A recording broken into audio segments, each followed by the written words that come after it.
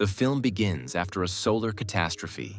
A massive solar flare allows harmful ultraviolet rays to reach Earth, nearly destroying the planet and leaving it almost empty of humans. We are introduced to Finch, a brilliant engineer. We see him wandering through the deserted city with a robot, surrounded by dusty skies and air filled with sand. He enters one of the warehouses searching for food, but the only thing he finds is dog food. He takes it and returns to his vehicle. While he is driving, a warning appears about an approaching dust storm. Soon, he sees the storm heading straight toward him, so he quickly speeds up and escapes. Eventually, he reaches the place where he hides and starts pulling the robot with him.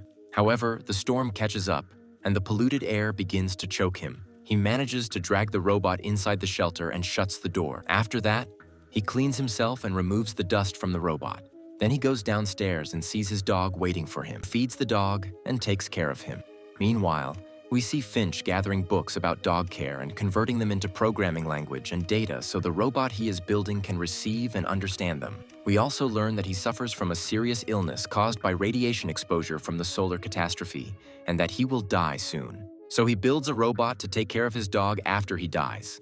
In the end, he removes the eyes from the old robot that works for him and installs them into the new robot, then activates it. Finch starts talking to the robot, but at first, it doesn't understand him. So he says, "If you understand me, nod your head." And the robot actually begins to nod. After that, Finch adjusts its data so it can speak. He asks it about its main functions, and the robot replies, "I was designed to protect the dog when Finch is no longer here." Suddenly, the power goes out. Finch climbs up to the giant turbine that supplies them with electricity and repairs it. Then he notices a massive dust storm heading toward them. He goes back down and tells the robot, "I'll upload weather data to you. Tell me the weather condition." The robot informs him that a group of large storms is approaching and will last for 40 days, reaching their location within 24 hours. The robot realizes that if they stay there, the deadly storm will kill them because it will last for a long time. Finch looks at the map and decides to head to San Francisco, specifically to the mountains. He then assembles the robot's full body. The robot tells him, "My data is only 70% complete." Finch replies, "We can't stay here any longer than this." He also starts teaching the robot how to walk step by step. The robot imitates him and begins walking the way Finch wants. Meanwhile, we see Finch gathering food, supplies, and everything they need for the journey. He also installs eyes for the small robot named Dewey. After that, Finch, along with his dog and the robots, gets into his vehicle and prepares for the long trip. They arrive in a city, and Finch gets out with the robot to search for food. But there, the robot forcefully pulls a door off its hinges. They enter one of the buildings, and for the first time, the robot sees its reflection in a mirror. After that, they leave the place. Finch then receives a warning that the storm is getting very close, so he quickly gets into the vehicle and continues driving. But on the way, the storm approaches them rapidly. Finch tells the robot, "We have to get out and secure the vehicle by anchoring it to the ground." They both step out, and Finch begins tying the vehicle down and fixing it with stakes. However, he suffers from low blood pressure. The robot steps in and hammers the stake firmly into the ground.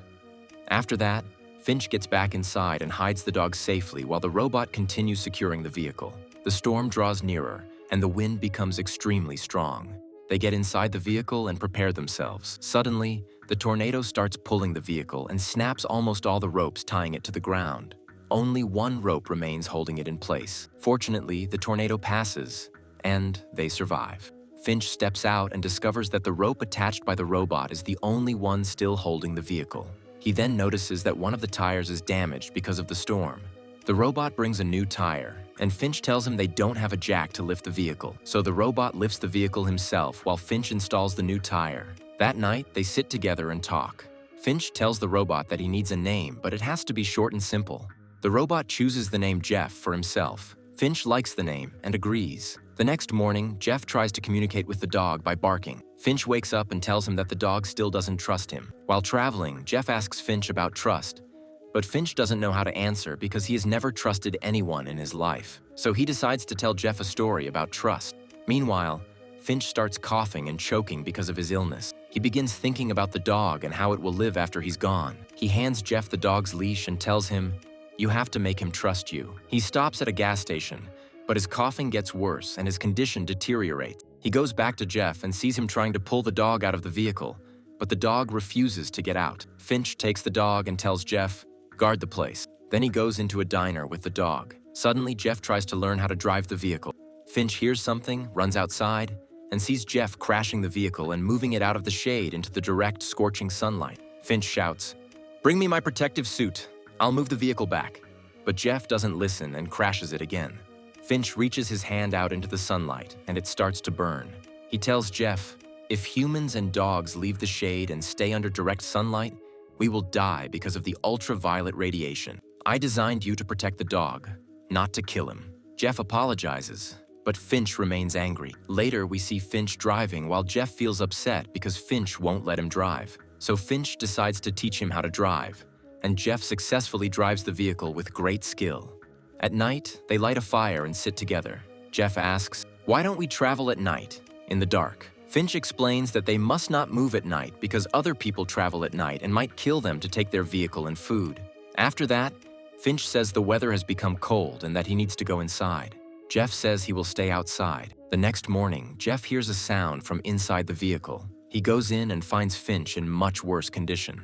Jeff takes care of him and tries to lower his fever. He then drives into a city. There, he takes Dewey with him, and they explore a hospital. Jeff remembers Finch's words as he searches for medicine and food, telling Dewey to stay downstairs while he goes up to look for supplies. Downstairs, Dewey finds a can of food and tries to grab it. Meanwhile, Finch notices that they have disappeared. Jeff finds a coat and puts it on. On the other side, Finch puts on his protective suit and goes after them. At that moment, Dewey approaches the food and tries to take it, but a trap suddenly snaps and destroys him. Jeff, however, finds a supply of medicine and takes it. We return to Finch, who discovers Dewey completely destroyed. Suddenly, he hears a noise in the building. He meets Jeff and tells him, "You shouldn't have come into this place." They then hear strange movement nearby. Finch shouts, "Run!" And they quickly escape from the hospital. They get into the vehicle, and Finch drives fast to get away. Because his health has worsened, he hands the driving over to Jeff. He tells him, "They set traps, and you walked right into one so easily." Then Finch closes his eyes and falls asleep. When he wakes up, it is nighttime, and there is a thunderstorm. Suddenly, while looking in the mirror, he sees a vehicle following them from a distance. He tells Jeff, "Someone is following us. You need to speed up so we can lose them and make sure they can't track us." Jeff turns off the headlights, and they accelerate until the pursuing vehicle disappears. Finch starts coughing badly and says, "We need to hide under the bridge from them." Jeff tries to give his opinion, but Finch suddenly swerves the steering wheel, and the vehicle drives off the road near the bridge. Jeff quickly manages to stop it. He tells Finch that the bridge is too low and they're going to crash into it. But Finch lets his fear take control and presses the accelerator. The vehicle drives under the bridge but gets stuck. Jeff gets out and starts pushing the vehicle so it can fit completely underneath. Meanwhile, the vehicle that was following them gets closer. In the end, Jeff succeeds in getting their vehicle fully under the bridge. The pursuing vehicle stops on top of the bridge. Then after a few minutes, it drives away. Finch tries to step out and check the solar panels that power the vehicle. He sees that they are completely destroyed. He loses hope and starts blaming Jeff for what happened. Later, we see them sitting inside the vehicle. Jeff tells Finch, "I believe in you. I know you will reach San Francisco." Finch replies, "I want to tell you a story." He begins explaining that when the solar flare happened, people started looting and killing each other just to survive. During that time, he entered a store to find food. Inside, he heard a mother telling her daughter, "I'll gather the food, and if you see anyone, kill them." So Finch hid and waited for them to finish and leave so he could come out safely. But suddenly, a vehicle arrived. A man stepped out, raised his rifle at the girl and her mother, and started threatening them. In the end, he killed them because they refused to give him their food. Afterward, Finch came out and heard a faint sound coming from the girl's bag. When he opened it, he found this dog inside, frightened and trembling. He decided to keep him. Then Finch says, "I was nothing more than a coward, and you can't trust a coward." Now we see Jeff driving the vehicle while Finch is asleep. They are getting closer to the city of San Francisco. Jeff looks at some photos Finch had been carrying with. One of them has his father's signature on it. At that moment, a notification appears saying that the ultraviolet radiation levels are extremely low. Suddenly, a butterfly hits the windshield. Jeff is surprised and immediately stops the vehicle, asking Finch to come and see. When Finch sees the butterfly, he opens the door and slowly stretches his hand out into the sunlight. but his hand doesn't burn. Nothing happens to him. He steps out under the sun's rays, and he is completely unharmed. At that moment, he realizes that the catastrophe that devastated humanity is finally over. He sees butterflies around him and feels overwhelming joy, because it's the first time in a long while that he has seen living creatures since the disaster struck the Earth. After that, he dresses up elegantly in a fine suit. We see him and Jeff sitting under a shade. Jeff asks him about the photo with his father's signature. Finch explains that his father abandoned him and his mother before he was even born because he worked in the military. When Finch turned 15, his father sent him that card, writing, "I hope to see you someday at this place." That's why Finch bought the elegant suit, so he could wear it when they finally met. But after that, they never heard from him again. Finch says he became busy surviving and never fulfilled his dreams of traveling the world. So instead, he collected photos from different places. He then teaches Jeff how to throw a ball for the dog and have him bring it back. But every time, the dog returns the ball to Finch because he still doesn't trust the robot. Suddenly, Finch's condition worsens. He begins coughing violently and even coughs up blood. He stands up and tells Jeff, "I'm going to rest inside. You two keep playing." Jeff asks, "Is there anything I can help you with?" Finch replies, "You've already helped me." They shake hands, but then Jeff steps closer. Finch gently hugs him like a child. After that, Finch goes back into the vehicle with the dog. Jeff stays outside, and during the night, Finch stops moving. The dog notices first. Jeff hears the dog alerting him and realizes that this was Finch's final goodbye. Finch has passed away. We understand that he died because of his illness, leaving the dog behind. Jeff then prepares Finch's body, wraps him, builds a fire, and cremates him. From that moment, Jeff's true mission begins, the purpose for which he was created, to take care of the dog after Finch's death. When night falls, we see the dog grieving. Jeff feels confused about what to do because he doesn't have enough information to properly care for him. The dog is alone. Then Jeff remembers that he needs to feed him. He takes out a can of food, opens it, and serves the meal to the dog. Later, we see Jeff refueling the vehicle. At that moment, a butterfly approaches him. Suddenly, the dog brings the ball and drops it in front of Jeff, wanting to play. Jeff realizes that the dog finally trusts him now that Finch is gone. Jeff then continues the journey to the place in the photo, the place Finch always wished to visit in San Francisco. Along the way, he keeps playing with the dog and taking care of him.